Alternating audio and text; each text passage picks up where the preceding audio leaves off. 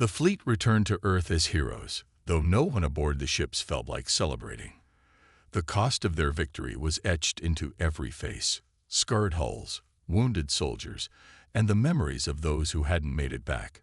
Still, as they approached the planet, the sight of its blue oceans and swirling white clouds filled everyone with a quiet sense of pride. This was what they had fought for. This was home. Admiral Daniel Ross stood on the bridge of the Invincible, watching as Earth grew larger in the viewport. He thought about the journey they had taken, the battles won, the lives lost, and the resilience that had carried them through. Beside him, Commander Claire Bennett stared at the planet with tears in her eyes. "We did it," she whispered. "Against all odds, we did it." When the fleet landed, crowds gathered to welcome them back. People lined the streets, waving flags and cheering as the soldiers disembarked. Children held up handmade signs that read, "Thank you," and "Heroes." For many of the crew, it was both heartwarming and humbling. They had gone to war not for glory but for survival, and yet here they were, celebrated as saviors. General Lucas Carter held a press conference to address the public. Standing before a sea of reporters, he spoke with calm authority. "Today, humanity stands taller than ever before," he said. "We faced an enemy that sought to destroy us, and we showed them that we will not be broken. The Galactic Council thought we were weak, but they underestimated our strength, our courage, and our unity. The capture of Admiral Cal Vorn sent shockwaves through the galaxy. His trial was swift and decisive. Evidence of the Council's atrocities on Valoran and other planets was presented, leaving no room for doubt about their crimes. Vorn tried to defend himself, claiming he had only followed orders, but his excuses fell flat. In the end, he was sentenced to life imprisonment, a symbol of humanity's determination to hold tyrants accountable. As news of the victory spread, Earth became a beacon of hope for other species oppressed by the Council. Representatives from distant colonies and alien races began reaching out, seeking alliances with humanity.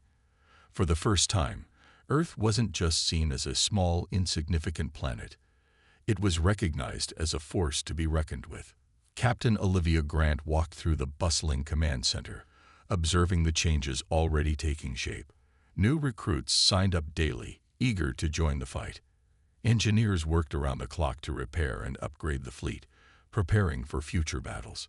Humanity had proven it could stand against even the strongest enemies, and now others looked to them for leadership. Lieutenant Nathan Cole sat in his lab, reviewing data collected during the war. He smiled faintly as he realized how much they had learned, not just about the Council, but about themselves. Humanity's ingenuity, teamwork, and refusal to give up had turned the tide of the war. It was a lesson he hoped would never be forgotten. Back aboard the Invincible, Jake Thompson leaned against the railing of the observation deck, staring out at the stars. He thought about the friends he had lost and the battles they had fought. But he also thought about the survivors they had saved and the justice they had delivered. "We're stronger than they thought," he murmured to himself. "And we'll keep getting stronger." Admiral Ross joined him a moment later, placing a hand on his shoulder. "You did good, son," he said simply. "All of you did. But don't let this victory make you complacent. There's still work to do." Jake nodded. "I know, sir. We're ready."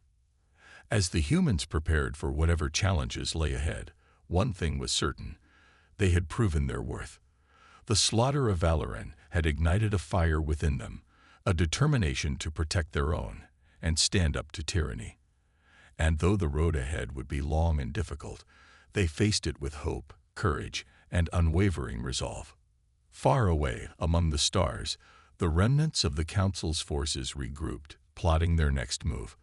But humanity was no longer afraid. They had faced the worst and emerged victorious.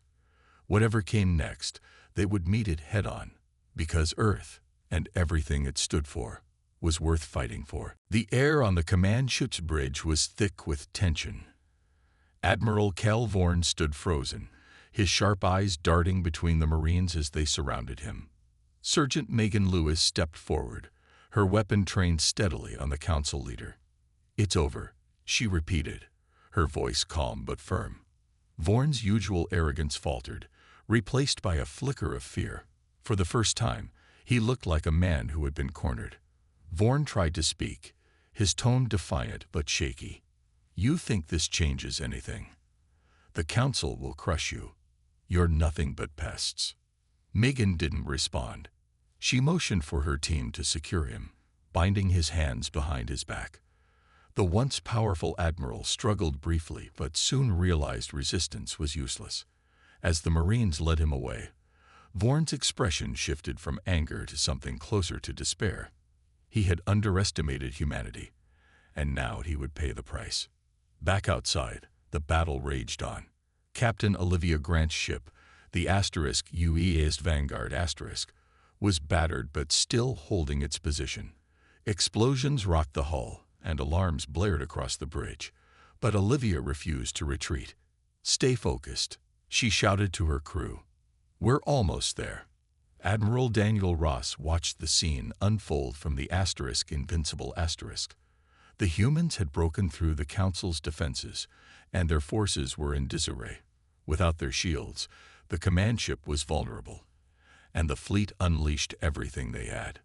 Missiles and energy blasts tore through the massive vessel, leaving gaping holes in its structure. Fires erupted inside, lighting up the windows like angry stars. Jake Thompson and the other pilots continued to fight fiercely, weaving through enemy fire with skill and determination. Jake's fighter was heavily damaged, smoke trailing behind it, but he pushed forward. "Not today," he muttered under his breath, firing another volley at an enemy ship. Around him, the humans fought with everything they had left, refusing to let the Council regroup. As the command ship began to break apart, panic spread among the Council's forces. Ships scrambled to retreat, abandoning their leader to save themselves. The humans pressed their advantage, chasing down stragglers and picking off any remaining threats. It was clear that the tide had turned. The Council's dominance was crumbling. On the Invincible*, Admiral Ross gave the order to pull back. "Mission accomplished," he said over the comms. "All units, form up and prepare to jump out of here." The fleet regrouped, battered but victorious. Pilots limped their fighters back to the carriers, while engineers worked tirelessly to stabilize damaged ships. The sense of relief was overwhelming, but it was mixed with sorrow. Many lives had been lost in the battle, and the scars of war would linger for a long time. When Admiral Vorn was brought aboard the Invincible*, he was taken to the brig under heavy guard. Commander Claire Bennett visited him briefly, staring at him through the cell bars. "This is what happens when you underestimate us," she said coldly. Vorn glared at her, but said nothing. His defeat spoke louder than words ever could. Later, Admiral Ross addressed the crew over the ship's intercom. "Today, we showed the galaxy what humanity is made of," he said, his voice steady and proud. "We faced an enemy stronger than us, more advanced than us, and we still came out on top. This victory belongs to all of you, to every soldier, pilot, engineer, and medic who fought for our survival." The crew listened in silence, their hearts swelling with pride. They had done the impossible, striking a blow against the Council that would echo across the stars. But Ross reminded them that the war wasn't over yet. "There's still work to do," he said. "We've taken one step toward justice, but we won't stop until Earth and every colony is safe." As the fleet prepared to jump into hyperspace, the weight of what they had achieved settled over everyone. They had captured the Council's leader, crippled their forces, and proven that humanity would not back down. The road ahead would still be difficult, but hope burned brighter than ever. For the first time in a long time, the humans allowed themselves to believe they could win. And as the stars streaked past the windows, they knew they were ready to face whatever came next. The humans' escape from Valoran was a hard-fought victory, but it wasn't without losses. As the fleet regrouped in a safe corner of space, the crew began to assess the damage. Ships were battered, engines sputtered, and shields flickered weakly. The medical bay aboard the Invincible was filled with wounded soldiers, their faces pale and bandaged. Despite the heavy toll, the mood among the survivors was one of quiet determination. They had struck back at the Council, and for the first time, they felt like they stood a real chance. Admiral Daniel Ross called a meeting with his captains to discuss their next move. "We've proven we can hit them," he said, his voice firm but calm. "But this isn't over. If we want to end this war, we need to take the fight to their command ship." The Council's command ship was where Admiral Calvorn directed all operations. It was heavily guarded, surrounded by layers of advanced shields and an armada of warships. Attacking it would be risky, but it was also their best chance to cripple the Council's leadership and bring the conflict to an end. Without Vorn, the Council's forces might fall into disarray. Lieutenant Nathan Cole stepped forward, holding a tablet with schematics of the command ship. "We know their shield system has a central hub," he explained. "If we can disable it, even for a few minutes, we can break through." Ross nodded. "That's our plan. We'll hit them hard and fast. Captain Olivia, your ship will lead the charge. Commander Claire, you'll stay behind with the rest of the fleet to provide cover." The captains exchanged glances but didn't argue. They knew the mission was dangerous, but they also knew it was necessary. Everyone went to work preparing for the assault. Engineers repaired damaged systems, pilots ran simulations, and Marines sharpened their weapons. The sense of urgency was palpable. This was the moment everything would come down to. When the fleet arrived near the Council's command ship, the sight was intimidating. The massive vessel loomed in the distance, its surface covered in glowing panels and bristling with cannons. Dozens of smaller ships orbited around it like a swarm of insects, ready to defend their leader at any cost. Captain Olivia Grant gave the order to engage. Her ship, the UES Vanguard surged forward, followed closely by Jake Thompson and the other fighter pilots. The Council's forces responded immediately, unleashing a storm of fire. Explosions lit up the darkness as missiles streaked across space. Jake's fighter darted between the blasts, his heart pounding as he fired back at the enemy. Around him, the battle raged on, a chaotic dance of life and death. Meanwhile, Nathan Cole worked furiously to deploy the virus that would disable the command ship's shields. He coordinated with Lieutenant Aaron Kim aboard the Invincible, sending data streams to pinpoint the exact location of the shield generator. "We're almost there," Nathan said, his fingers flying over the console. "Just a little longer."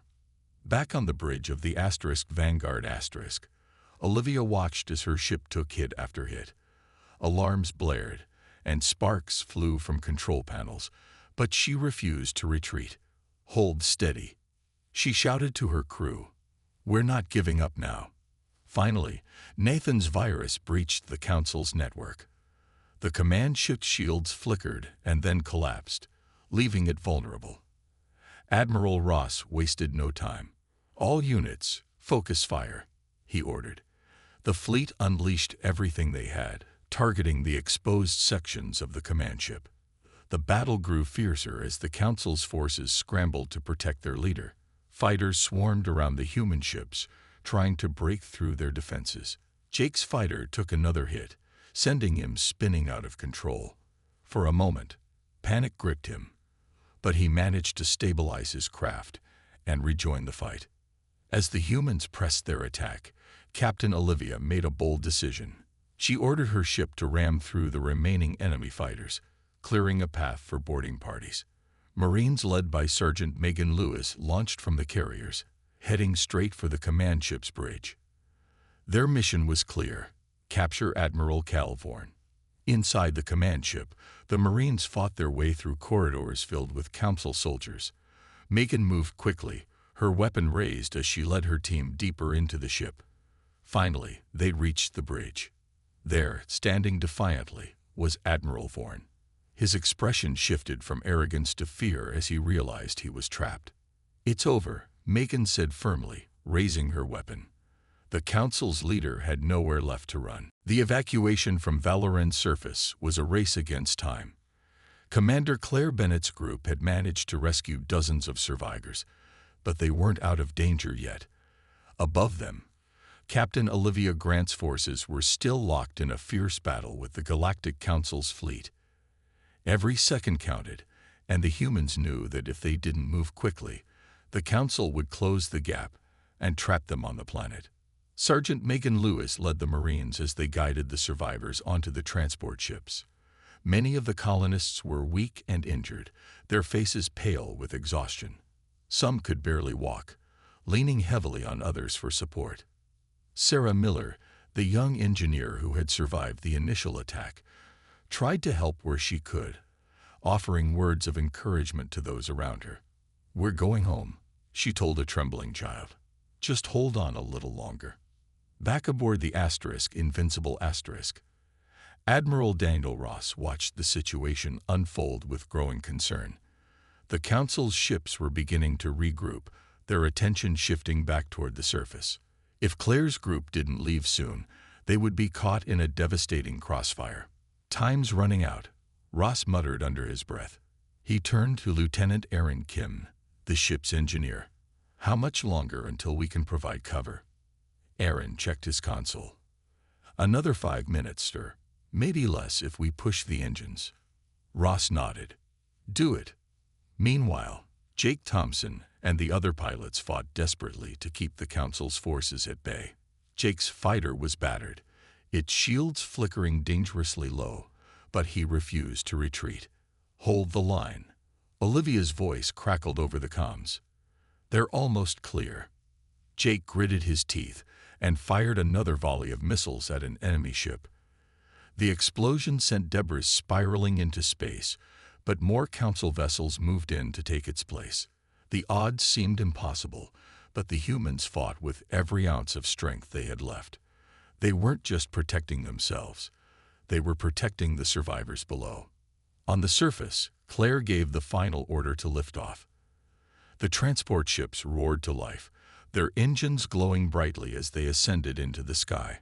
Megan stayed behind until the last moment, ensuring no one was left behind. When she finally boarded her own ship, her uniform was torn and streaked with dirt, but her expression was resolute. "Let's go," she said firmly. As the transports broke through the atmosphere, the Council's ships began to converge. Admiral Ross wasted no time. "All units prepare to engage," he ordered. The Invincible Asterisk surged forward, its weapons blazing as it opened fire on the nearest enemy vessels. The rest of the fleet followed suit, creating a wall of fire to shield Claire's group as they made their escape. The Council retaliated fiercely, their advanced technology giving them an edge. Several human ships took direct hits, their hulls crumbling under the assault, but the humans refused to give up. Pilots like Jake continued to weave through the chaos, striking back whenever they could. Engineers worked frantically to repair damaged systems, while communications officers relayed updates across the fleet. "Transport ships are clear," Claire reported over the comms, her voice filled with relief. "Repeat, all survivors are safe." Admiral Ross allowed himself a brief moment of satisfaction before turning his focus back to the battle. "Good work," he said. "Now let's get out of here." The fleet began to retreat, pulling away from the blockade as quickly as possible. The Council's ships pursued them, but the humans had one last trick up their sleeve. Nathan Cole's team had been working tirelessly to exploit the weakness in the Council's shield systems. Just as the enemy closed in, Nathan activated the virus he had developed, targeting the centralized network that powered their defenses. For a moment, nothing happened. Then, one by one, the Council's shields began to flicker and fail. The humans seized the opportunity, unleashing a final barrage of missiles and energy blasts. Several Council ships were destroyed, their wreckage drifting silently through space. The rest retreated, unwilling to risk further losses. As the fleet jumped into hyperspace, the crew let out a collective sigh of relief. They had done the impossible. They had struck back at the Council and saved the survivors of Valoran. But the victory came at a cost. Ships were damaged, lives were lost, and the scars of battle would linger for a long time. Still, hope burned brighter than ever. The humans had proven that they could fight back, even against overwhelming odds. And as the stars streaked past the windows, they knew this was only the beginning. The war was far from over, but humanity had taken its first step toward justice. The fleet finally reached Valoran, but the sight that greeted them was far from welcoming. The planet was surrounded by a massive blockade of Council warships, their sleek, menacing forms glowing faintly against the darkness of space. Admiral Daniel Ross stood on the bridge of the Invincible, his sharp eyes scanning the scene before him. The odds were daunting. Dozens of enemy ships versus Earth's smaller, less advanced fleet. But he showed no fear. Instead, he focused on the plan they had prepared. "This is it," Ross said, addressing the captains over the comms. "We knew this moment would come. Stick to the strategy, and we'll get through this." The plan was bold and risky. The fleet would split into two groups. Captain Olivia Grant's group, including her ship, the UVS Vanguard would launch a frontal assault to draw the Council's attention. Their job was to make as much noise as possible, forcing the enemy to focus all their firepower on them. Meanwhile, Commander Claire Bennett's group would slip past the blockade unnoticed, heading straight for the surface of Valoran to rescue survivors and gather critical intelligence. As the two groups separated, the tension aboard the ships became almost unbearable. Pilots like Jake Thompson climbed into their fighters once again, their hands steady despite the nerves coursing through them. Engineers worked furiously to ensure every system was ready for the fight ahead. No one spoke much. The gravity of the mission weighed heavily on everyone. Captain Olivia gave the order to engage, and her group surged forward. The Council ships immediately opened fire, their weapons lighting up the void with bursts of energy. Explosions erupted around the human fleet as missiles and beams tore through space. Jake's fighter darted between the blasts, his heart racing as he fired back at the enemy. Around him, other pilots performed daring maneuvers, weaving through the chaos with skill and determination. "They're falling for it," Olivia shouted over the comms as she watched the Council ships redirect their focus toward her group. Dozens of enemy vessels turned to face the assault, leaving a gap in the blockade just wide enough for Claire's group to slip through. On the Invincible, Admiral Ross monitored the battle closely. He clenched his fists as he saw one of the human ships take a direct hit, its hull breaking apart in a fiery explosion. But there was no time to mourn. "Hold your positions," he ordered. "Keep them distracted." Meanwhile, Claire's group moved silently through the opening.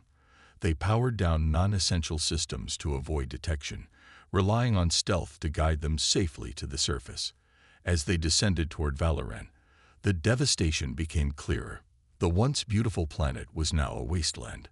Cities lay in ruins, forests burned to ash, and rivers ran black with pollution. It was a grim reminder of what was at stake. When they landed, Marines led by Sergeant Megan Lewis disembarked quickly, fanning out to search for survivors. They found pockets of resistance, small groups of colonists who had managed to hide from the Council's forces. Among them was Sarah Miller, the young engineer who had escaped during the initial attack. Her face lit up with relief when she saw the soldiers. "You came," she whispered, tears streaming down her cheeks. "We thought no one would come." "We're here now," Megan said firmly, "and we're getting you out." While the Marines worked to secure the area, Nathan Cole and his team scoured the ruins for any remaining data or technology. They uncovered fragments of logs and recordings that painted a horrifying picture of the Council's actions. Entire families had been executed, resources stripped bare, and the planet left lifeless. Every piece of evidence fueled the humans' anger and resolve. Above them, the battle raged on. Captain Olivia's group continued to hold the Council's attention, taking heavy damage but refusing to retreat. Jake's fighter took a glancing blow, sending sparks flying across his cockpit, but he gritted his teeth and kept fighting. "Not today," he muttered to himself, firing another missile at an enemy ship. The humans were outnumbered and outgunned, but they fought with everything they had. For every blow they took, they dealt one back. Slowly but surely, cracks began to show in the Council's defenses. Back on the surface, Claire's group prepared to evacuate the survivors. The mission had been a success so far, but they weren't safe yet. As they lifted off, the sounds of battle echoed above them, a reminder that the war was far from over. Still, hope burned brighter than ever. Humanity had struck back, and the Council was beginning to realize they had underestimated their foe. As the fleet moved deeper into enemy territory, the sense of unease aboard the ships grew stronger. The humans had won their first battle, but they all knew it was just a small step in a much larger war. Ahead of them lay unknown dangers, and every jump through space brought them closer to the heart of the Galactic Council's domain. The crew worked tirelessly, checking systems, running drills, and preparing for whatever might come next. One day, as the fleet passed near a desolate star system, Admiral Daniel Ross ordered a brief stop. Scanners had picked up faint energy readings from a nearby planet, and he wanted to investigate. "Could be nothing," he said during a quick briefing, "but we can't afford to ignore it." Captain Olivia Grant led a small team down to the surface in a shuttle. The planet was barren, its landscape scarred by craters and covered in gray dust. As they landed, the team stepped out cautiously, weapons ready. The air was thin and cold, and the silence was oppressive. It felt like a graveyard. They didn't have to search long. Not far from the landing site, they found the remains of another civilization. Buildings lay in ruins, their walls cracked and crumbling. Strange symbols were etched into stone pillars, faded with time. Whatever species had lived here had been wiped out long ago, but the signs of destruction were unmistakable. Bird marks scarred the ground, and skeletal remains littered the streets. "This looks familiar," Olivia muttered, her voice heavy with dread. She turned to Nathan Cole, who had accompanied the team. "What do you think?" Nathan knelt beside one of the skeletons, examining it closely. "It's not natural," he said after a moment. "These people didn't die of disease or famine. They were attacked, probably by the Council." The discovery sent chills through the group. This wasn't the first time the Council had done something like this. Entire worlds had been erased, their histories erased along with them. The humans realized they weren't just fighting for themselves. They were fighting for every species that had ever fallen victim to the Council's greed. Back on the Invincible Asterisk, Admiral Ross listened to Olivia's report with a grim expression. He ordered images of the ruined planet to be shared with the entire fleet. "This is what we're up against," he told the crew. "If we fail, Earth could end up like this. Valoran could end up like this. We can't let that happen." The message hit hard. Soldiers and engineers alike worked even harder, knowing the stakes had grown higher. Conversations became quieter, more serious. Even those who had doubted humanity's chances now felt a renewed sense of purpose. They weren't just fighting for revenge anymore. They were fighting to stop the Council from destroying anyone else. A few days later, the fleet encountered another reminder of the Council's brutality. Scout ships reported sightings of Council patrols nearby, moving in tight formations. Admiral Ross decided to avoid direct confrontation, ordering the fleet to stay hidden. They couldn't risk losing any ships before reaching Valoran. But avoiding the patrols proved difficult. One night, while the fleet drifted silently behind an asteroid field, alarms suddenly blared. A Council scout ship had spotted them. Panic rippled through the crew as everyone scrambled to respond. Admiral Ross barked orders, his calm demeanor masking the urgency of the situation. "Shut down all non-essential systems," he commanded. "We need to disappear." The fleet went dark, engines powered down, and communications silenced. For several tense minutes, the humans held their breath, watching as the scout ship hovered nearby, scanning the area. Finally, after what felt like hours, the scout moved on, unaware of the fleet hiding in the shadows. When the danger passed, relief washed over the crew, but it was short-lived. The encounter served as a stark reminder of how close they were to being discovered. Every move they made had to be careful, every decision weighed carefully. As the fleet continued onward, the weight of their mission pressed harder on everyone. They had seen the horrors the Council was capable of, and they knew what failure meant. But despite the fear, hope burned brightly within them. They were united by a shared goal: to bring justice to Valoran and prove that humanity would not back down. Somewhere ahead lay the battlefield where everything would be decided. And though the road was uncertain, the humans aboard the fleet prepared themselves for the fight of their lives. The journey through space was long and quiet, but it was far from peaceful. The fleet moved cautiously, avoiding known trade routes and sticking to the shadows of asteroid fields whenever possible. Admiral Daniel Ross knew that secrecy was their greatest advantage. If the Galactic Council discovered them too soon, the mission would fail before it even began. Every decision, every movement, had to be precise. Captain Olivia Grant kept a close eye on her crew aboard the UES Vanguard *. She noticed how some of the younger members struggled to hide their nerves. They were brave, but this was their first real battle, and the weight of what they were about to face pressed heavily on them. To ease the tension, Olivia gathered her team for short meetings, reminding them why they were here. "We're not just soldiers," she told them one evening. "We're protectors. Remember that, and you'll do just fine." Meanwhile, Lieutenant Nathan Cole worked tirelessly in the intelligence lab. He had pieced together more details about the Council's operations, including patrols and supply routes. His latest discovery was especially valuable. A convoy carrying vital resources for the Council's fleet was scheduled to pass near their path. If they could intercept it, they might weaken the enemy before reaching Valoran. When Nathan presented his findings to Admiral Ross, the Admiral immediately called a meeting with the other captains. "This is our chance to strike first," Ross said, pointing to a map of the convoy's route. "If we hit them hard and fast, we can disrupt their supply chain and gather intel at the same time." The plan was risky, but there was no room for hesitation. The fleet split into two groups. One, led by Captain Olivia, would ambush the convoy while drawing minimal attention. The second group, commanded by Commander Claire Bennett, would stay hidden nearby, ready to provide backup if needed. Timing was everything. As the fleet approached the convoy's location, the tension aboard the ships grew thick. Pilots like Jake Thompson sat silently in their cockpits, waiting for the signal to launch. Engineers double-checked weapons systems, and communications officers monitored for any signs of trouble.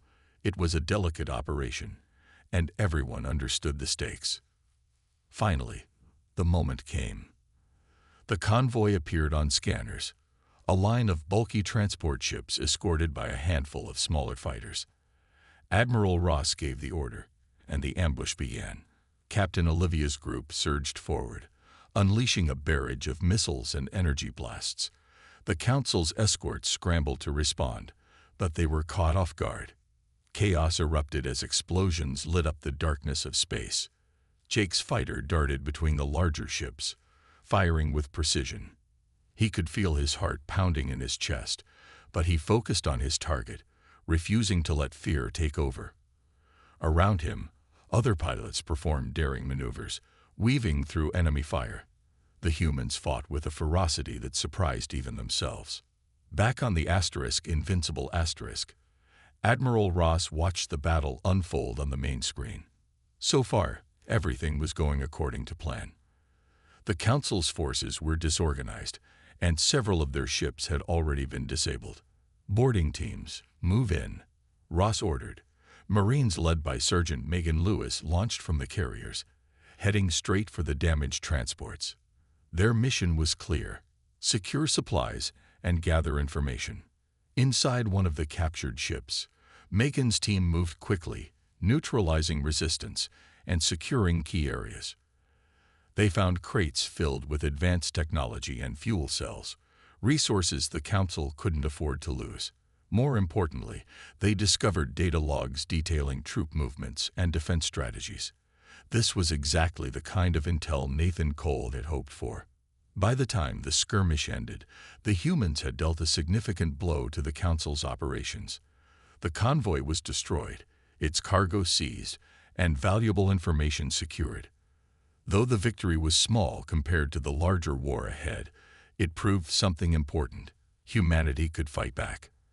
As the fleet regrouped and continued toward Valoran, the mood aboard the ships shifted. Confidence replaced doubt, and hope began to burn brighter. But the battle also served as a reminder of what they were up against. The Council's forces were powerful, and this was only the beginning. The road ahead would be dangerous, but the humans now knew one thing for certain. They weren't going down without a fight. The next morning, the United Earth Command was a hive of activity. Soldiers moved quickly through the corridors, their boots echoing against the metal floors. Technicians worked tirelessly to prepare the fleet, running final checks on engines, weapons, and shields. The air was filled with a mix of tension and resolve. Everyone knew the mission ahead was dangerous, but no one hesitated. This was humanity's fight, and they were ready. Admiral Daniel Ross stood on the bridge of the flagship UES Invincible watching as his crew prepared for departure. He was a tall man with graying hair and sharp eyes that missed nothing. Though he rarely showed emotion, those who served under him knew he carried the weight of responsibility heavily. Today that weight felt heavier than ever. "Status report," Admiral Ross said, his voice calm but commanding. "All systems are operational, sir," replied Lieutenant Aaron Kim, the ship's chief engineer. "Weapons are armed, shields are at full capacity, and navigation is ready." Ross nodded. "Good. Let's hope it's enough." Across the fleet, similar scenes played out. Captain Olivia Grant, one of Ross's most trusted officers, commanded her own vessel, the UES Vanguard *. She paced the bridge, issuing orders and ensuring every detail was perfect. Her crew respected her not just because of her rank, but because she led by example. When times got tough, Olivia was always the first to step up. In the hangar bays, pilots like Jake Thompson climbed into their fighters, running pre-flight checks. Jake was young, barely in his 20s, but he had already proven himself in smaller skirmishes. As he strapped himself into the cockpit, he thought about the message from Valoran. The words haunted him. "They are killing everyone." He clenched his fists on the controls, determined to make the Council pay. On Earth, civilians watched as the fleet launched into space. News broadcasts showed images of the massive warships rising into the sky, their engines roaring like thunder. People gathered in streets and squares, cheering for the brave men and women heading off to battle. Children waved flags, and elderly veterans saluted as the ships disappeared into the clouds. For many, this was the first time humanity had gone to war on such a scale, and emotions ran high. Back aboard the Invincible Commander Claire Bennett addressed the crew over the ship's intercom. "This isn't just a mission," she began, her voice steady and clear. "It's a fight for our survival. The Galactic Council thinks we're weak, that we'll roll over and let them take what they want. But they're wrong. We're stronger together, and we'll show them exactly what humanity is made of." Her words sparked a wave of determination among the crew. Morale soared as people realized they weren't just fighting for revenge. They were fighting for their families, their homes, and their future. Even those who had been scared before now felt a sense of purpose. As the fleet moved farther from Earth, the mood shifted slightly. The initial excitement gave way to quiet reflection. Many crew members spent their free time writing letters to loved ones or recording messages they hoped would be delivered if something went wrong. Others simply stared out the windows at the endless expanse of stars, wondering what awaited them. Lieutenant Nathan Cole continued working in the intelligence lab, analyzing data about the Council's forces. He had discovered more about their shield systems and shared his findings with the other captains. "If we can hit them fast and hard," he explained during a briefing, "we might have a chance to break through." Admiral Ross listened carefully, nodding as Nathan spoke. "We'll need precision," Ross said afterward. "No mistakes. One wrong move, and we're finished." Despite the odds, The fleet pressed on. They were outnumbered and outgunned, but they had something the Council lacked: heart. Every person aboard the ships knew the stakes, and they were willing to risk everything to protect their species. As the stars streaked past the windows, the humans aboard the fleet felt a strange mix of fear and pride. They were small compared to the vastness of space, but their spirit burned brightly. Somewhere ahead lay the enemy, and justice. Commander Claire Bennett sat alone in her office, staring at the faint blinking light on her communication panel. The distress signal from Valoran Prime had been looping endlessly since it arrived, each word heavier than the last. "We are under attack. They are killing everyone." Though short, the message carried a weight that pressed down on her chest. She replayed it one more time, trying to find any hidden clues or details she might have missed. But there was nothing, just static and those haunting words. Claire knew she couldn't wait any longer.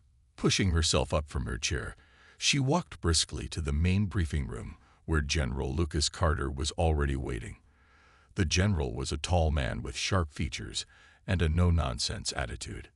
He stood at the head of the table, his hands clasped behind his back as he stared at a holographic map of the galaxy. Around him were other high-ranking officers, their faces grim and focused. This was not a meeting anyone wanted to attend, but it was necessary. "Commander," General Carter said as Claire entered. His voice was calm but firm. "Tell us what you know." Claire stepped forward and activated the recording from Valoran. The room fell silent as the desperate voice filled the air. When it ended, no one spoke for a moment. Finally, Colonel Matthew Reed broke the silence. "This is bad," he said simply. "If they've wiped out an entire colony, they'll come for Earth next." General Carter nodded. "Exactly. We can't sit here and do nothing. Humanity has always fought back when pushed to the edge. This is no different. But we're outnumbered," another officer, Lieutenant Rachel Stone, pointed out. "From what we've seen of the Galactic Council's forces, their technology is far ahead of ours. Attacking them directly would be suicide." Claire turned to face the group. "Maybe not," she said. "Valoran wasn't just a random target. It's a resource-rich planet. If we can hit them where it hurts, their supply lines, we might stand a chance." The room buzzed with murmurs as the idea sank in. General Carter raised a hand to quiet everyone. "It's risky, but Commander Bennett is right. Sitting back isn't an option. We need to show them that humanity won't go quietly into the night." Over the next hour, plans began to take shape. The UEC would mobilize every available warship, even those still undergoing repairs. Admiral Daniel Ross, a seasoned veteran known for his strategic brilliance, was chosen to lead the operation. Claire volunteered to join the fleet, knowing her skills would be needed in the field. As the meeting wrapped up, General Carter called Claire aside. "You understand what's at stake here," he said, his tone serious. "This isn't just about revenge. If we fail, Earth could be next. Millions of lives depend on us." Claire met his gaze without hesitation. "I understand, sir, and I promise you this: we won't let them win." Later that evening, Claire found herself walking through the corridors of the command center. Soldiers rushed past her, carrying equipment and preparing for deployment. The sense of urgency was palpable.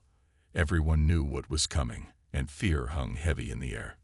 But alongside the fear was something else: a quiet determination. She stopped by the engineering bay, where technicians were working around the clock to upgrade the fleet's weapon systems.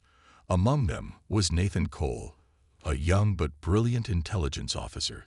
He looked up as Claire approached. "Commander," he greeted her with a nod. "I've been analyzing everything we have on the Council's ships. Their shields are incredibly strong, but I think I've found a potential weakness." Claire leaned closer, intrigued. "Go on." Nathan pulled up a schematic on his tablet. "Their shield generators rely on a centralized network. If we can disrupt that network, even temporarily, it could give us an opening." "That's good work, Lieutenant," Claire said, allowing herself a small smile. Keep digging. Every advantage counts. As she left the bay, Claire felt a flicker of hope. The odds were against them, but humanity had faced impossible challenges before. They had survived wars, plagues, and natural disasters. This time wouldn't be any different. With enough courage and ingenuity, they could turn the tide. Back in her quarters, Claire stared out the window at the night sky. Somewhere out there, the remnants of Valoran waited for justice, and somewhere beyond that, the Galactic Council plotted their next move. Whatever happened next, one thing was certain: Earth would not back down. Not now. Not ever. In the farthest corners of space, humanity had found a new home on a planet called Valoran Prime. It was a beautiful world filled with lush forests, towering mountains, and vast oceans. The people who lived there worked hard to build a thriving colony under the leadership of Governor Ethan Hayes. They were farmers, engineers, teachers, and families who dreamed of a better future. For years, life on Valoran was peaceful and full of promise. But peace can be fragile, especially in a galaxy filled with powerful forces that do not care about the dreams of others. One day, without warning, everything changed. A fleet of massive warships appeared in the skies above Valoran. These ships belonged to the Galactic Council, an alliance of alien races that ruled over large parts of the galaxy. The Council saw Earth and its colonies as weak and insignificant. To them, humans were nothing more than pests standing in the way of their expansion.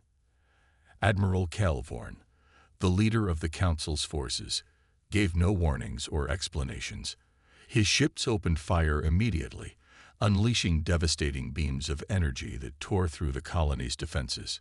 Buildings crumbled into dust, forests burned, and the skies turned black with smoke. Panic spread among the settlers as they tried to flee, but there was nowhere to go.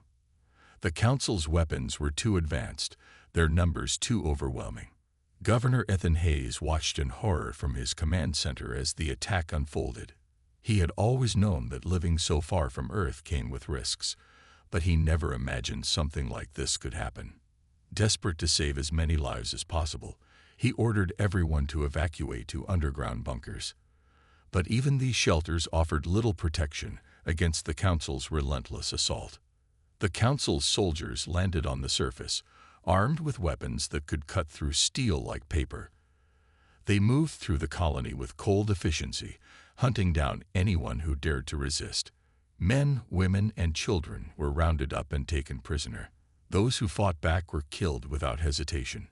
The screams of the dying echoed across the once peaceful land, replaced by an eerie silence as the Council completed its work.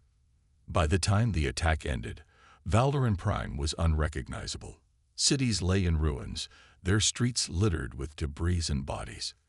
The air was thick with ash, and the rivers ran black with pollution. Thousands of colonists were dead, and thousands more had been captured and loaded onto Council ships. Only a handful managed to escape into the wilderness, hiding in caves and dense forests. Among them was Sarah Miller, a young engineer who had lost her family in the attack. She clung to the hope that help would come, though she didn't know if anyone on Earth even knew what had happened. Far away on Earth, news of the massacre reached United Earth Command, UEC, in fragments. A faint distress signal from Valoran made it through before being cut off. The message was brief but chilling. "We are under attack. They are killing everyone." Commander Claire Bennett listened to the recording over and over, her heart heavy with dread. She knew this was not just an isolated incident. It was a declaration of war. General Lucas Carter called an emergency meeting to discuss the situation. The room was filled with tension as leaders debated their next move. Some argued that Earth was not ready for a conflict with such a powerful enemy. Others insisted they could not stand by while innocent lives were destroyed. In the end, one thing was clear: humanity would not let this act of brutality go unanswered. As plans began to take shape, the people of Earth braced themselves for what lay ahead. They might have been outnumbered and outgunned, but they had something the Council did not: resilience. The slaughter of Valoran had ignited a fire within them, a determination to fight back and protect their own. Little did the Council know, their actions had awakened a force they could never have anticipated. And soon, they would learn just how dangerous Earth could be when pushed too far.